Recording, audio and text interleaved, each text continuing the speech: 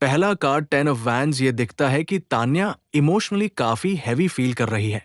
उसके दिल में जो भी इमोशंस है वो सिंपल या हल्का सा अट्रैक्शन नहीं है, बल्कि एक रिस्पॉन्सिबिलिटी जैसा वेट बांध चुका है। शायद उससे लगता है कि ये कनेक्शन सिर्फ प्यार तक लिमिटेड नहीं, बल्कि एक्सपेक्टेशंस, मिसअंडरस्टैंडिंग्स और पास्ट के इश्यूज का लोड भी साथ लेकर चल रहा है।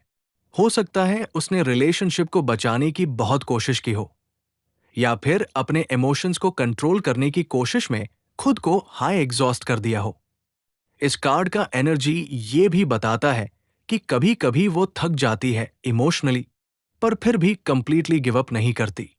उसके अंदर एक इनर स्ट्रगल है जहां वो सोचती है कि क्या ये सब वर्थ है या नहीं। लेकिन इंटरेस्टिंग बात यह है कि बर्डन टैब महसूस होता है जब इंसान को चीज इंपॉर्टेंट लगती है। अगर अमाल उसके लिए मैटर नहीं करता तो इतना इमोशनल वेट फील ही नहीं होता। ये कार्ड शो करता है कि तान्या के लिए ये कनेक्शन सिर्फ एक फेज नहीं, बल्कि एक सीरियस इमोशनल चैप्टर है जिसे वो इग्नोर नहीं कर पा रही। दूसरा कार्ड 5 ऑफ वैंड्स बताता है कि तान्या के दिल में कंफ्यूजन और कॉन्फ्लिक्ट चल रहा है। ये कॉन्फ्लिक्ट सिर्फ अमाल के साथ आर्ग्यूमेंट्स का नहीं, बल्कि उसके खुद के अंदर भी हो सकता है। एक पार्ट उसका प्यार फील करता है और दूसरा पार्ट हर्ट या ईगो से रिएक्ट करता है।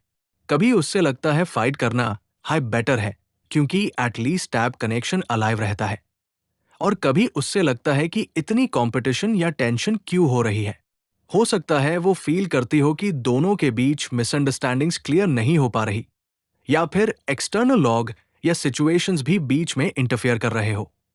इस कार्ड का एनर्जी प्लेफुल कॉन्फ्लिक्ट भी होता है, जहां दोनों एक दूसरे को चैलेंज करते हैं, पर यह चैलेंज कभी कभी ईगो क्लैश में कन्वर्ट हो जाता है। तान्या के इमोशन स्टेबल नहीं लग रहे, बल्कि अप्स एंड डाउन से भरे हुए हैं। कभी वो फाइट मोड में चली जाती है, कभी साइलेंट हो जाती है, पर इंटरनली वो इस कनेक्शन को लेकर न्यूट्रल नहीं है। इसका मतलब यह है कि उसका दिल स्टिल इन्वॉल्व्ड है, बस क्लैरिटी की कमी और इमोशनल टेंशन उसको रेस्टलेस बना रही है। तीसरा कार्ड एस ऑफ कप्स सबसे स्ट्रॉन्ग मैसेज देता है। इतने बर्डन और कॉन्फ्लिक्ट के बाद भी अगर एस ऑफ कप्स आता है तो ये क्लियर साइन है कि तान्या के दिल में जेन्युइन लव और फ्रेश इमोशनल एनर्जी अभी भी प्रेजेंट है।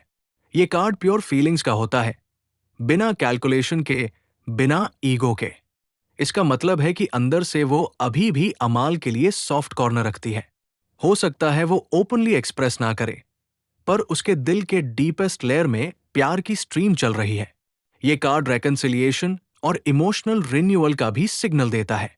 शायद वो चाहती है कि जो टेंशन है वो डिसोल्व हो जाए और दोनों एक नए तरीके से स्टार्ट करें। एस ऑफ कप्स ये भी बताता है कि अगर सिचुएशन हील हो तो तान्या रेडी हो सकती है अपने इमोशंस को दोबारा इन्वेस्ट करने के लिए। ओवरऑल एनर्जी ये कह रही है कि हाँ, बर्डन और कॉन्फ्लिक्ट के बावजूद उसके दिल में सच्चा प्यार है। फीलिंग्स खत्म नहीं हुई, बस उनके ऊपर स्ट्रेस और ईगो की लेयर चढ़ गई है।